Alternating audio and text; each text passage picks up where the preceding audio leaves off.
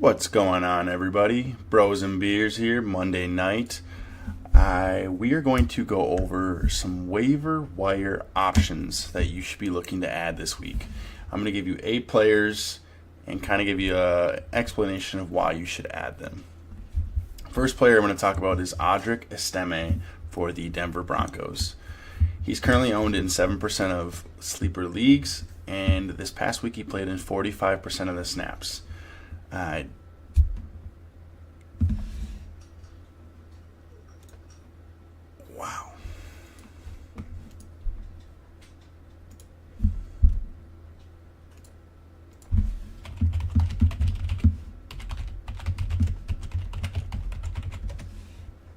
Cat caught my tongue, apparently.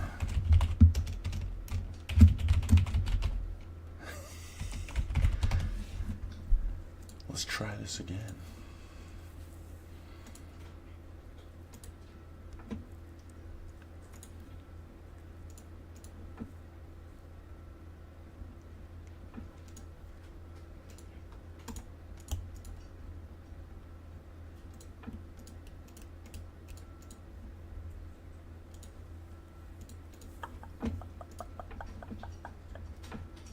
I kind of like that.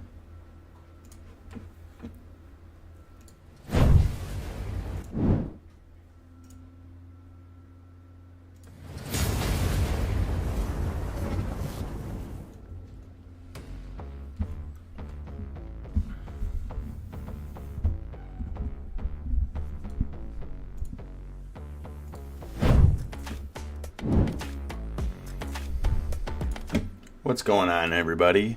Bros and Beers here on a Monday night. Going to give you some waiver wire ads for the Week 11 fantasy football. Give you 8 players this week, starting with Audric Estime. Plays for the Denver Broncos. He's currently owned in 7% of sleeper leagues, and this past week he played in 45% of the snaps, which actually led the team. In second place, that was Javonte Williams with only 29% of snaps. Sean Payton was encouraged with this performance and said he will continue to get more reps. He did only get 5.3 points this past week, 14 rushes for 53 yards.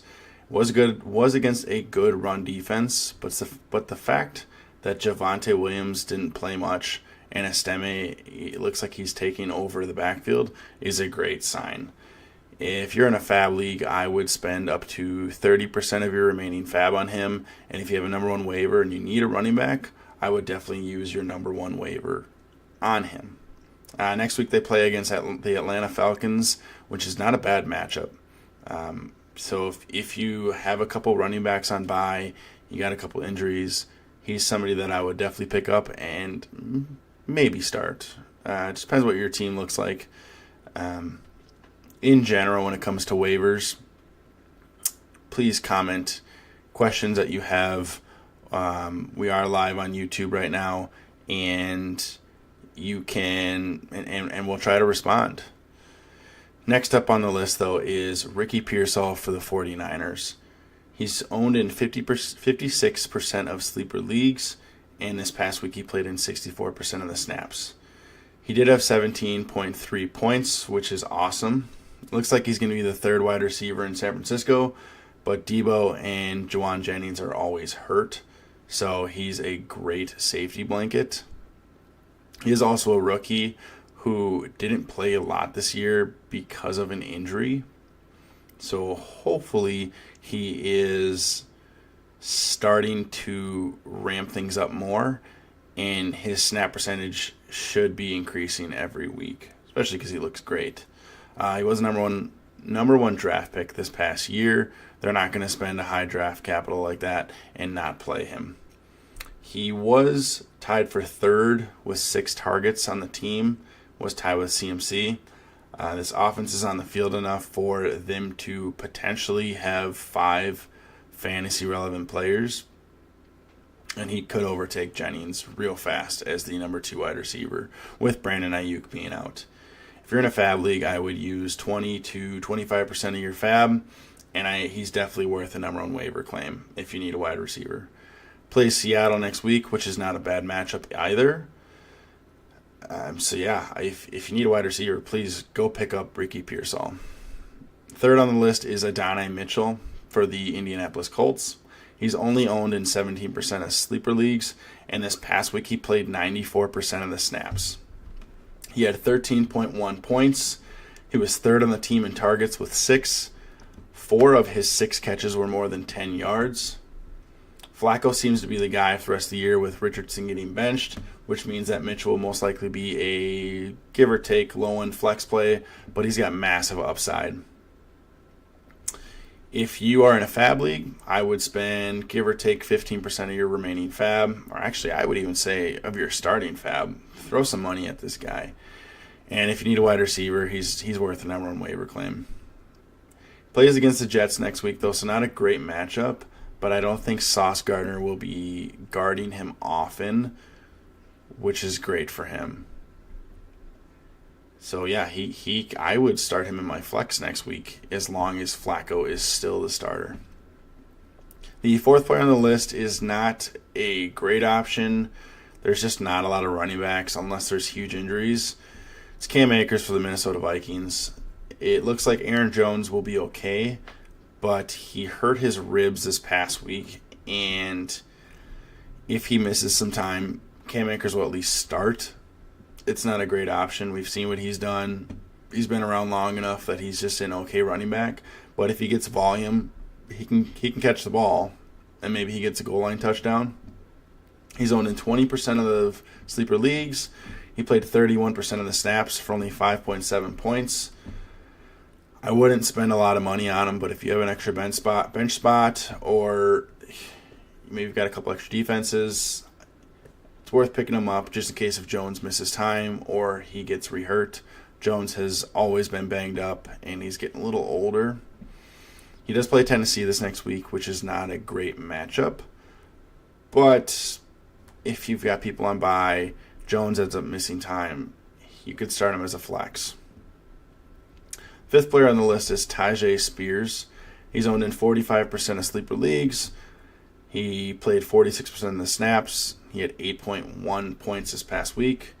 It's one of the worst offenses in the league, but if he's healthy, he could add a little bit of value in PPR. Maybe be a flex, low-end RB2, high-end RB3. Last year he was electric. He just never got a lot of touches. This past week, he had 3 catches for 4 yards, but he averaged 6.71 yards on the ground against a really good Chargers defense. If you're in a fab league, I'd spend maybe 10% of it, of your fab. Not worth spending on one waiver claim. I would wait to see if somebody doesn't pick him up, and then just pick him up tomorrow morning, which would be Wednesday morning. He plays against the Vikings next week, which isn't a great matchup. They're one of the better run defenses in the league, but he can do a lot of the work in the air anyways. Number 6 on the list is Rashad Bateman. He's owned in 32% of sleeper leagues. This past week he played 78% of the snaps. He had 17.1 points, led the team in targets with 8. It's looking like if defenses are going to key on Zay Flowers and Mark Andrews, it could leave a lot more openings for Bateman. He was a former first-round pick, so he has the pedigree to be a solid number 2 option. Well, maybe number 2 option on a real team. But for fantasy, he's looking like a wide receiver 3 or a flex. In a fab league, I would spend, give or take, 15% and a lower waiver. You know, if you're 10 through 12, otherwise I would just wait to see if nobody picks him up. He also plays Pittsburgh next week, which is not a great matchup. So there's our running backs and wide receivers that I would add for the week. If you need a quarterback, there's 2 options really. Justin Herbert, who's only owned in 55% of sleeper leagues. He had 21.76 points in a 6-point per passing touchdown league. He did complete 78% of his passes, so he's looking to be really efficient. 9.1 yards per attempt, which was 5th in the whole NFL. 5 red zone attempts, which is nice to see from a running offense. Only 164 yards, but that's because they run the ball 2 out of 3 times, it seems like. Not going to throw 30 times a game. Basically a bye week replacement or a super flex quarterback 2. Play Cincinnati next week, which is a wonderful matchup. I'm starting him in a couple super flex leagues, and if I had a quarterback on bye and there's not a lot of great options in one quarterback leagues, pick him up. The second quarterback I would say to add is Bo Nix. He is owned in 44% of sleeper leagues. This past week, he had 20.1 points. He completed 73% of his passes, had 215 yards, 2 touchdowns, no interceptions.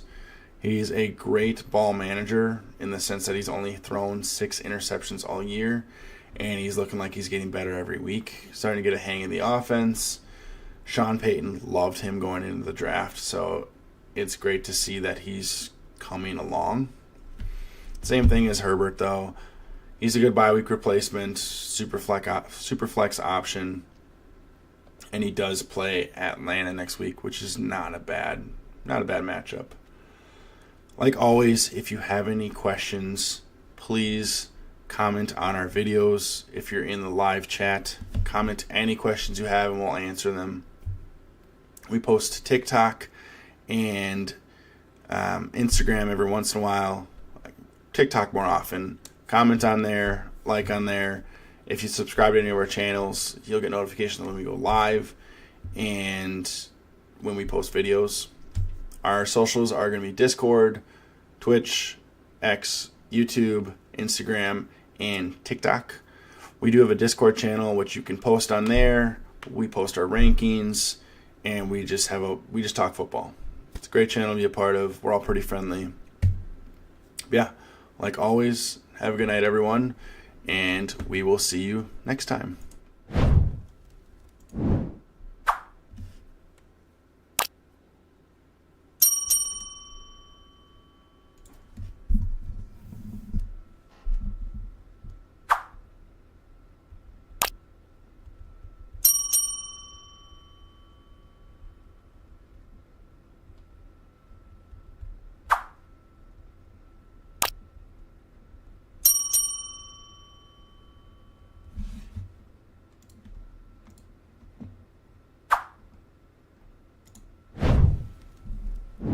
All right.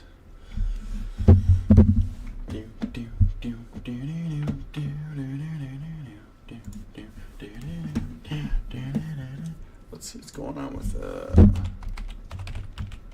is the game still on? Fourth quarter.